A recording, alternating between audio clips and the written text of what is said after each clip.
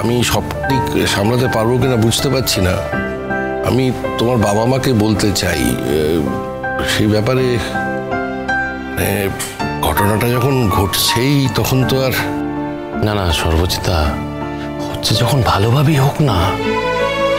তাছাড়া নতুনদার বিয়ের অ্যারেঞ্জমেন্টটা তোমাদের বাড়িতে তোমরা করতে পারবে না। হ্যাঁ, ওই কি নিয়ম টিয়ম আছে, শুভ কাজ করা যাবে না 1 বছর না কি সব, ওই ঠাকুরমশাই বলছিলেন। বিষয়টা যখন হচ্ছেই তখন না মানে আমার কথা হচ্ছে যে নতুনদার তো একটা বাড়ি রয়েছে, মানে যে বাড়িতে আমার বোনরা থাকে। ওই রকম ভাবে বলছো কেন? যে বাড়িতে আমার বোনরা থাকে মানে ওই বাড়িটা তো ওদেরও। না না সর্বজিতা, কিছু কিছু কথা থাকে যে কথাগুলো বলতে গেলে না আমাদের আইনের দিকটা ঠিক রাখতে হয়। ও বাড়িতে ওরা থাকলে ও বাড়িটা তো নতুনদারই, এটাই তো সত্যি আইনের দিক থেকে। তাছাড়া নতুনদা তো বাড়িটা কিনেই নিয়েছে, এই সত্যিটা তো মানতে হবে। এখন নতুনদার বাড়িতে নতুনদার তো মানে আমি জানি না, মানে নতুনদার একটা বাড়ি থাকতেও অন্য কেন কিছু তোমরা ভাবছো। ওই বাড়িতে তো বধূবরণ হতে পারে, ওই বাড়িতেই তো তোমার বউ গিয়ে উঠবে নাকি?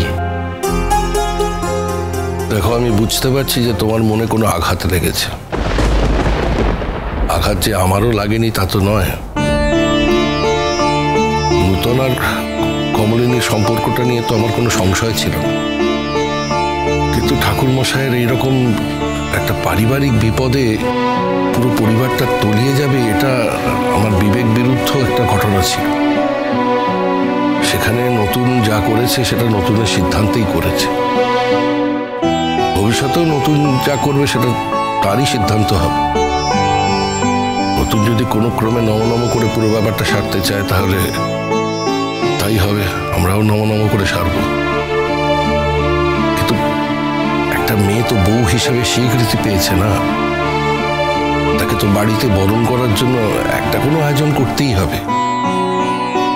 হয়তো ঠাকুরমশাই যেতে পারবেন না বয়সের কারণে, অসুস্থতার কারণে, তো গ্রামের কিছু মানুষ তো যাবেনি, সুতরাং সেখানে তো একটা আয়োজন করার দরকার। না না সর্বজিৎ, হচ্ছে যখন আরো ভালোভাবে হোক। আসলে নতুনদা এত বয়সে বিয়ে করলো, এটা তো সবার জানা উচিত, তাই না?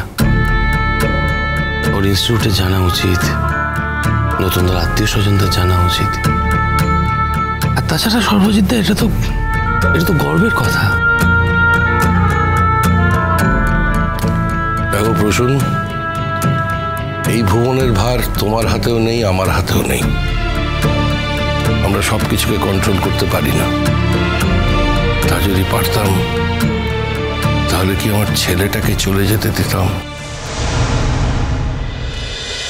চিরসখা সোম থেকে রবি প্রতিদিন রাত 9টায় স্টার জলসায় ও জিও হটস্টারে।